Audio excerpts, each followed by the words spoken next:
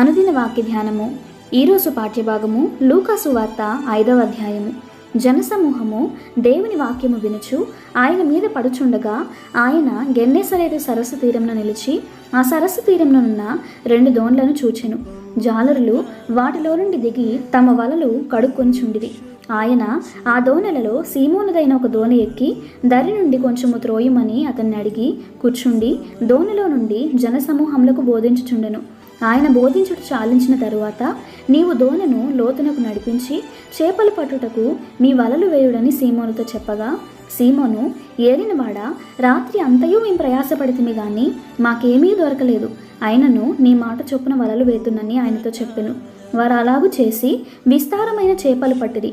అందుచేత వారి వలలు పిగిలిపోవుచుండగా వారు వేరొక దోణిలోనున్న తమ పాలివారు వచ్చి తమకు సహాయం చేయవలనని వారికి సంజ్ఞలు చేసిరి. వారు వచ్చి 2 దోణులు మునుగునట్లు నింపిరి. సీమోను పేతురు అది చూచి యేసు మోకాళ్ళ ఎదుట సాగిలపడి, ప్రభువా, నన్ను విడిచిపోము, నేను పాపాత్ముడనని చెప్పెను. ఏలయనగా వారు పట్టిన చేపల రాశికి అతడును అతనితో కూడా నున్న వారందరూ విస్మయముందిరి. అలాగున సీమోనుతో కూడా పాలివారైన జబదయి కుమారులకు యాకోబును యోహానును విస్మయముందిరి. అందుకు యేసు, భయపడకుము, ఇప్పటి నుండి నీవు మనుషులను పట్టువాడవై ఉందువని సీమోనుతో చెప్పెను. వారు దోణులను దరికి చేర్చి సమస్తమును విడిచిపెట్టి ఆయనను వెంబడించిరి. ఆయన ఒక పట్టణంలోనున్నప్పుడు ఇదిగో కుష్ఠరోగముతో నిండిన ఒక మనుషుడుండెను.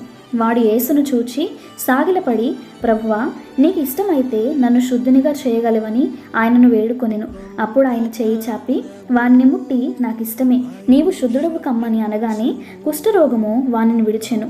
అప్పుడు ఆయన, నీవు ఎవనితోనూ చెప్పక వెళ్ళి వారికి సాక్షార్థమై నీ దేహమును యాజకునికి కనపరుచుకొని నీవు శుద్ధుడవైనందుకు మోషే నియమించినట్లు కానుకలను సమర్పించుమని ఆజ్ఞాపించెను.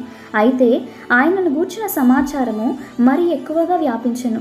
బహుజన సమూహములు ఆయన మాట వినుటకును తమ రోగంలోను కుదుర్చుకొనుటకును కూడి వచ్చుచుండెను. ఆయన ప్రార్థన చేయుటకు అరణ్యంలోనికి వెళ్ళుచుండెను. ఒకనాడు ఆయన బోధించుచుండగా గలిలయ, యూదయ దేశంలో ప్రతి గ్రామము నుండి యెరూషలేము నుండి వచ్చిన పరిసయ్యులను ధర్మశాస్త్రోపదేశకులను కూర్చుండి ఉండగా ఆయన స్వస్థపరచునట్లు ప్రభు శక్తి ఆయనకుండెను. ఇదిగో, కొందరు మనుషులు పక్షవాయువు గల ఒక మనుషుని మంచము మీద మోసుకొని వానిని లోపలికి తెచ్చి ఆయన ఎదుట ఉంచుటకు ప్రయత్నం చేసిరి గాని జనులు గుంపు కూడి ఉండినందున వానిని లోపలికి తెచ్చుటకు వల్లపడకపోయాను గనుక ఇంటి మీదకెక్కి పెంకులు విప్పి మంచముతో కూడా యేసు ఎదుట వారి మధ్యను వానిని దించిరి. ఆయన వారి విశ్వాసము చూచి, మనుషుడా, నీ పాపములు క్షమించబడి ఉన్నవని వానితో చెప్పగా, శాస్త్రులను పరిసయ్యులను దేవదూషణ చేయుచున్న ఇతడెవడు, దేవుడొక్కడే తప్ప మరి ఎవడు పాపములు క్షమింపగలడని ఆలోచించుకొనసాగిరి. యేసు వారి ఆలోచనలు ఎరిగి, మీరు మీ హృదయములలో ఏమి ఆలోచించుకొంచున్నారు? నీ పాపములు క్షమించబడి ఉన్నవని చెప్పుట సులభమా? నీవు లేచి నడుమని చెప్పుట సులభమా?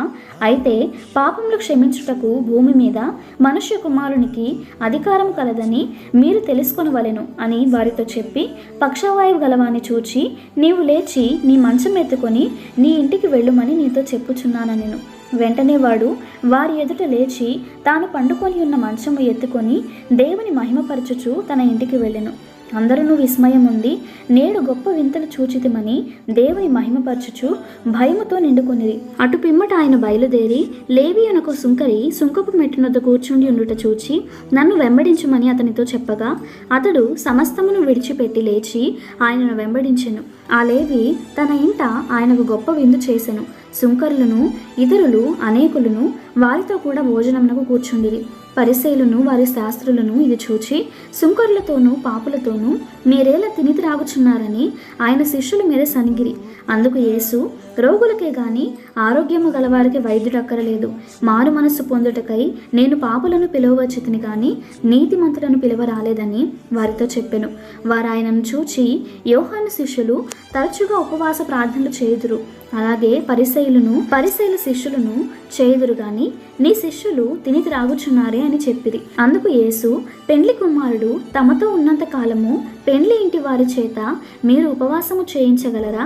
పెండ్లి కుమారుడు వారి యొద్ద నుండి కొనిపోబడు దినములు వచ్చును, ఆ దినములలో వారు ఉపవాసము చేతురని వారితో చెప్పెను. ఆయన వారితో ఒక ఉపమానము చెప్పెను. ఎట్లనగా, ఎవడును పాత బట్టకు క్రొత్త గుడ్డ మాసిక వేయడు, వేసిన ఎడల క్రొత్తది దానిని చింపివేయును.